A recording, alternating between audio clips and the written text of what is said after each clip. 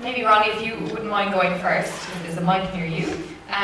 What is the most important thing in your story that you're going to be sharing in this project? Want to fly away, go flying away, not out the country. No way with just himself and he's not with the group. And that's all. Okay. Thank you. Thanks. So, do you mind if I just explain a little bit in case people? So, you want to be able to travel abroad. Yeah. So you do travel in Ireland with Denise, but you only travel abroad on group holidays. Is that right? Okay. And Don't try to group though. Just do it together. you just want to be able to go, the two of you together, not in a group. Okay. So, I'm now going to ask you, Maria, the same question. So, what's the most important thing in your story? I want to live in my own house in Kelly. I want to be there and forward to get the house and all that land policy. So I can't buy this next. I don't have a back, we're going to take a bed. Just take a bed, I'm going to take a bed. And I'm sitting there.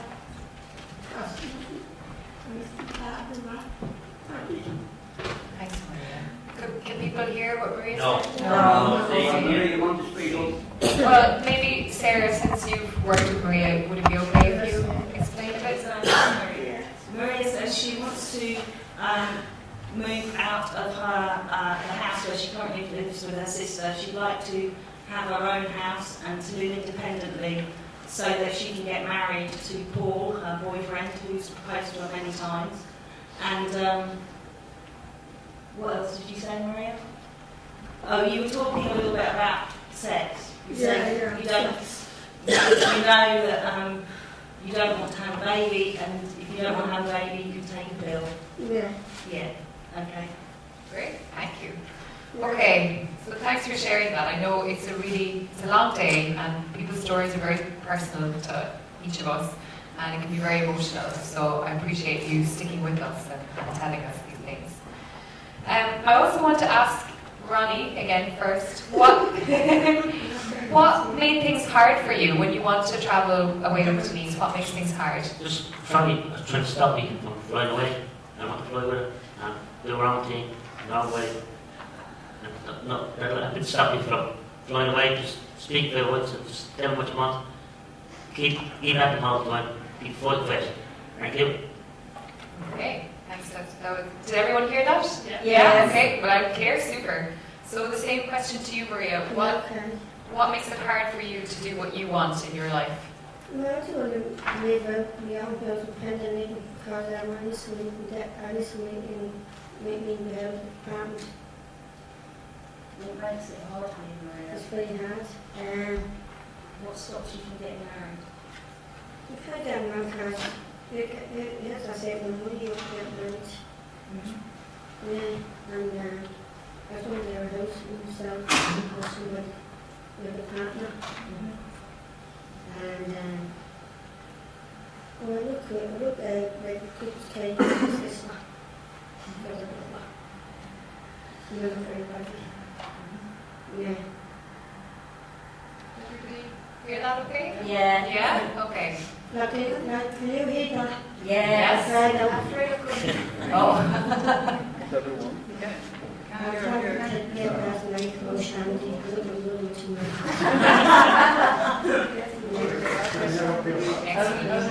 Yes. You couldn't hear it all? Okay. So, Maria, can you say it again a bit louder? Take the mic right up to your mouth. As I told everybody to bring me out to the hotel and enjoy myself, everybody else. I look at the other ones on the side, but I'm not there. No, I'm not being moved. The rest of it, not only people and no favors. That's a lot of money for them. But she wants to get married, that's what she wants to say. Good story. Yeah. Thanks. That's my choice. Thanks, Maria. Yeah, okay. Do you want to add anything to that, Sarah? Or, well, I might come to the respondents now to see if you want to add something. When you were learning from Ronnie and from Maria about their stories and what's important to them and what makes things hard for them. What struck you? What struck you as important, and also what struck you as the challenges for them in getting what they want?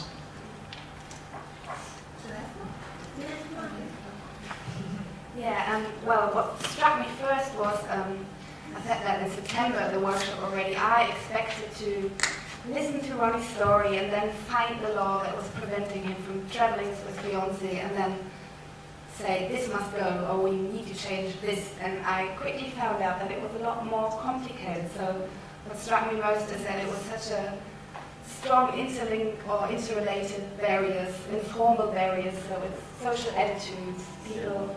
We've been talking about how people don't take your relationship serious and they don't support you in living your life independently with your fiancé. So it's not just a law, but it was really much about if people believe in you and your relationship, if people take you serious as an adult, and if people take your decision serious. And it's a lot harder to come up with strategies or solutions to actually tackle those barriers. So that was what struck me most, really. Thanks. Well, I've been working with Maria since April last year now. We've had lots of discussions on the telephone and on Skype. And Maria has, one of the constant things through our discussions is that Maria would like to marry Paul. So I set about trying to find out, well, what are the barriers to that? Is there anything stopping Maria from marrying Paul? Is it the law, or are there some other barriers that she may be coming across? So I delved into Irish law. I'm not a lawyer and I didn't know anything about Irish law before we started this process, but I do know a few little bits and pieces now. So actually the Civil Registration Act of 2004 actually has no mention of intellectual or learning disability within it, and it doesn't say anything about having to give consent. However, a lot of the guidance, when I was looking on sort of governmental websites, Citizens Information Ireland, they state that you have to have you have to freely consent to marriage, which is quite clear, and also that you have to demonstrate understanding of the nature and the implications of marriage in order to demonstrate that you have capacity. But the guidance that's on the website isn't actually reflected in the law. Like I said, there is actually, technically, there is no legal barrier for Maria to marry Paul. She fulfills all the criteria. You give 3 months notification of marriage. You're over 18, aren't you, Maria? Yes. And you haven't been married before? No. No. So, and you're not related to Paul? Family. Yeah. You're not family with him? No. So. He got moved. Yeah, I know, he got mugged, yeah. But so basically, the basic requirements, Maria can fulfil them. So I started to look a bit deeper, and actually it's those informal barriers that Ronnie experiences as well. It's social attitudes, it's people's interpretation of the law, that even on governmental websites, the Department of Social Protection actually states that intellectual disability is an impediment to marriage. There's nothing to back that up, though, actually, in the law. Those are just people's interpretations of the law. It's not really helped because we've still got the unfortunately named Marriage of Lunatics Act, 1811. It's being repealed. What, so soon, you ask yourself? Yes, the Marriage of Lunatics Act 1811 is being repealed, but it's currently still technically in force. And so somebody could raise an objection to marriage on the grounds that somebody lacks capacity, because there's no definition of a lunatic, and you'd have to have your case heard by the Lord Chancellor. So there's another stumbling block for Maria there, because there is no Lord Chancellors currently in Ireland. That role no longer exists. So if you look at the law and you follow the letter of the law, technically there is nothing to stop Maria getting married, but when you look at the guidance that's issued by governmental websites, Citizens Information Ireland, Inclusion Ireland, the Department of Social Protection, they've got different interpretations of what the law actually says. Thanks very much, Sarah, for that. So back to, again, once more to both pairs, to ask what needs to change. So we've heard what you want to do, we've heard what makes it hard. So what needs to change in the world so that you can have your decision respected? think everybody needs what we have to say. Like, you want to get married, that's up to us, not to them. They should listen to what we're saying. They don't listen at all. They should keep telling them all the time, get those players, keep shouting their ears, don't care what happens. But we want to shout, tell them what we want to have life. Thank you very much. Can I add to that? Because I think something we talked about it yesterday too, which is right there with the attitudinal barriers, that there's a lack of communication. Like we talked about a lot about why would your family not want you to travel with Denise, and why would people not support you, and community support would not be there for you. And you feel like you couldn't really tell the reasons because you really haven't been talking a lot about these things. And I feel like that's one big issue that maybe because your wishes aren't taken seriously enough, I can't really tell, but for some reason you are not able to talk about it with people and to have them take it serious and actually listen to you. So that's a big factor, I think. So, It's up to your family. So what do you think Maria needs to change then, so that you can marry Paul and do the things you want to do? Yeah, What needs to change? really has to have another voice for permission Yes, so it's not permission. to my family. And then got moved. That's why I moved to Edinburgh. Yeah. But it's mine, they're not worried about me. I'm not looking for it. So I'm looking for times. Can't stop it. They can't stop me. Joe, like After I got paid in my life, I did it nothing. Yeah. So, see that? Look at your feet and speak up yourselves. So maybe that's what needs to change. People need to speak up for themselves Yeah, exactly. Opinions. and listen. Listen. People have to listen to clearly now. Maria, Sarah, sorry, do you want to add anything to what Maria said? Yeah, I think you just said something quite important, Emily. You said about Paul's mum. Yeah. Does he have to get permission from her to get married to you? Yeah, so there's clearly some barriers there that families' attitudes towards people with intellectual disabilities having relationships. I think maybe Maria doesn't really want to talk about you don't want to talk too much about your family, but I think perhaps there's a degree of overprotection involved in the situation as well. Yeah, we talked about education as well, didn't we, Maria? About having education about relationships and sexuality. And you told me that, did you receive any sexual or relationship education when you were at school? Yeah. You didn't receive any? No. So when did you learn about sex and things like that? I did the car before I was down Murphy. Up in Keilach. Like probably when grandparents. They wear gloves. Make sure you wash your hands. At yourself. So I can't touch his everything. I can't. He looked to me. I touched his parents. It's up to himself and his family. Well, he can't touch me, and I can't touch him. So how can we? He might have me have a baby.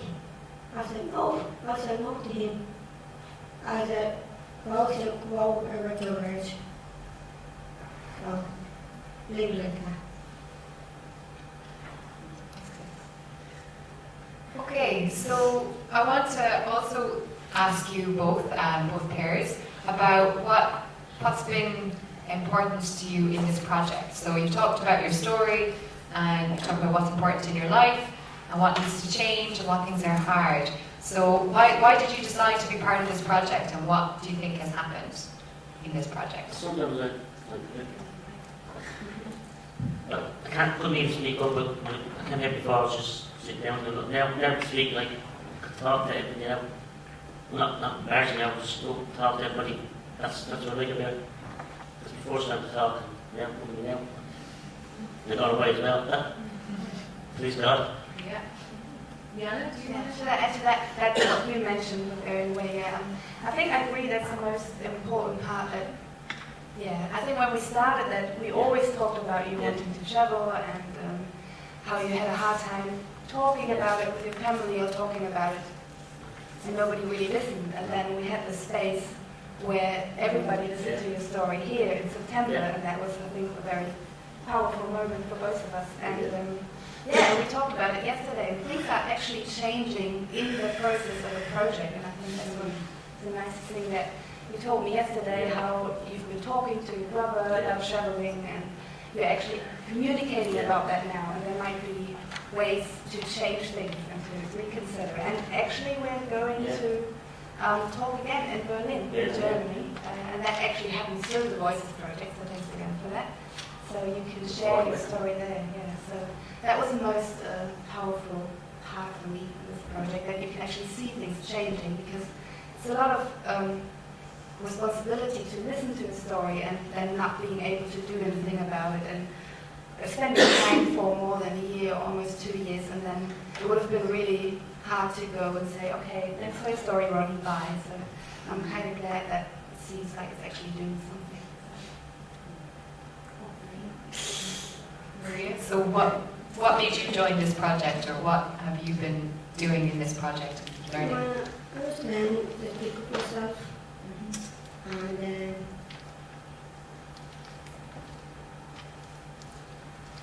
I see that the girl there, where mother was silent. And I was getting mother on me for big people.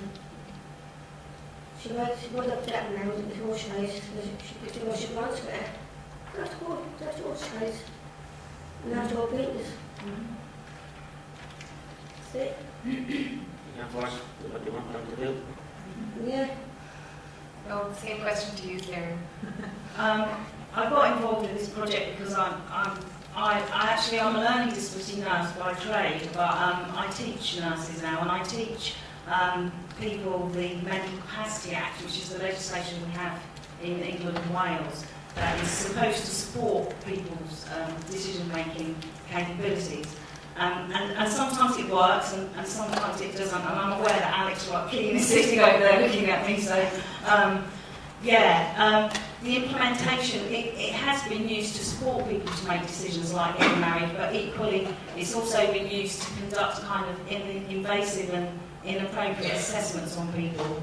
So I would just say that to you, when you've got the Assisted Decision-Making Act coming in, I hope that it is used appropriately and implemented appropriately. I think we can have laws, and laws are there, and they're really great tools. But they only work, a tool only works if you use it for what it's supposed to be used for, if you know what I mean. And sometimes people take a tool and they use it in the wrong way. It's been an absolute privilege and a pleasure to be involved in the Voices Project, and we've met so many people from so many different countries and heard their voices and their stories, and it's just a privilege to be able to respond to Maria's story. Some of them, again, like I say, it's difficult because there isn't an actual, we haven't got to any conclusion yet. I hope that Maria, you're able to get some independent housing. And, Yeah, that's what I want. yeah, I know that's what you want, and this has enabled you to give that space that Michael was talking about earlier, giving people a space to talk and to listen and to validate their thoughts and feelings and the decisions that they want to make. Yeah. Big listeners. Yeah, I was there on the bottom. yeah, exactly. Yeah. Someone back there was climbed up. Mhm. Lovely, yeah. Yeah. Yeah, place now. I think that Ireland's got great opportunities because there's been lots of changes to the law whilst I've been involved in this project. Lots of changes, we've been talking about it earlier. And with the Assisted Decision-Making Capacity Act hopefully coming into force soon, hopefully there's going to be opportunities to increase people's decision-making capabilities. But I do think definitely there needs to be some kind of central place, the governmental websites that have got all this different conflicting advice and guidance on. I think there needs to be a central reference point for people to be able to go and access the information they need to find to help them to navigate the path. And again, I think there needs to be a lot of evidence-based curriculum on sexuality and relationships for people, for everybody basically, but particularly to be offered to people that have got intellectual disabilities who probably haven't had that education when they were younger because it just wasn't talked about. Because if you don't talk about it, it doesn't happen and it doesn't need to be addressed. I think Michael said something earlier this morning, which I've kind of written in other words in my response, but about that we shouldn't be asking if people have got mental capacity to exercise legal capacity. But so the duty should not be on Maria to have to prove that she understands the nature and implications of marriage and that she can freely consent. But the duty should be on the state to provide Maria the resources that she needs to be able to exercise her legal capacity in the first place. My final question to all of you is, and I think you've sort of answered this in different ways maybe already, but if there's anything you'd like to add, now that we're coming towards the end of the project, what's next? What would you like to see happen after this project? So what do you think? Which was the mission? I said, which was the mission? Oh. And thanks to everybody here that asked to come down. Thanks to everybody, and helpers and everybody. That's this man up there. See him there? The fellow helps us out. Does.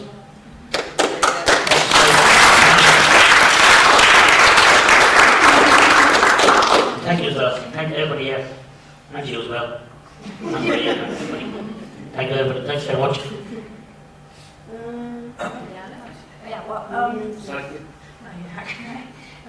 What I wish what could change after this project. So yeah, I do wish, and that was Ronnie's idea all along in applying to the project and taking part, was kind of use a book that's gonna be published next year to communicate his wishes and to tell families and supporters in his community what he actually wants in life and how he wants to be supported. So I do hope that that goes well and that works out, and that in generally that there are support services or support persons in the community that take your wishes seriously and work on that to actually support your decisions. So yeah, Should we walk? great. Should we walk? Should be like everybody here. We're all like everybody. We're not disabled. We do the same jobs as you do. Same work, same jobs, outside, inside. We should be treated the same as you are. All same way. They should be treated the same way. Thank you. Yeah. Yeah, maybe, yeah, because we talked a lot about the travel wish, but in general we also talked a lot about how you just want to live your life with your fiancé in the community like everybody else, and that should be something that will happen, yeah. What would you like to see happen at the end of the project? I think it's gorgeous, great. Yeah, I want to be a singer, actor. You want to be a singer on the X Factor? Yeah, I just want to know some tickets that go on.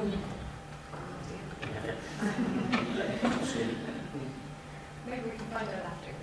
Yeah, okay. I was going to say, I've heard it. Very kind and strong. If you have a duty, you get news. Have a different. If I don't talk to you.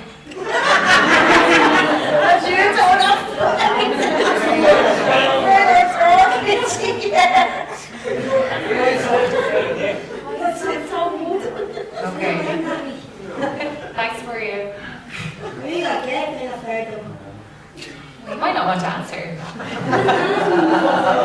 front of everybody. Yeah. Nice story, right? He'll tell you later. I'll tell you later. I saw. Yeah. I didn't say that from the anyway. He's so good. You want to get married, that's his choice. Yeah. What is the work of Fred over here? Everybody, they went cake. Thanks, Wait Maria. on to hold up. Yeah. Thank you. So, Yes. Sarah, what would you like to see happen at the end of the project? I'd like to see the book sell millions and millions of copies, of course, so that everybody's getting the message out there and everybody's able to read these stories. No, but seriously, we've already discussed about maintaining a relationship, because obviously we've been developing a relationship for 18 months. So we've discussed together about what we're going to do at the end, and we don't really want to say, well, thank you for sharing your story, goodbye. That's not morally or ethically right. So hopefully we're going to keep in touch, and we're going to, I'm hoping that I can come over to Dublin and share the story and the project with the castle where Maria attends the day centre, and sort of spread the word and the news about what the project's been about, and allow Maria and lots of other people to have that opportunity in that space to be able to speak up. So I think we're going to be doing, like, little ripples will come out of this, that people will do things sort of individually perhaps, or sometimes maybe get together. We're already talking about setting up a WhatsApp group or a Facebook group. We were talking last night for all the respondents and storytellers to stay in touch and share with each other how we're sort of taking the work forward and sharing the good news. That's great. Okay, and on that, I'm going to open it up to the floor for questions. So if anyone has a question for any of our panelists, we've got 2 mics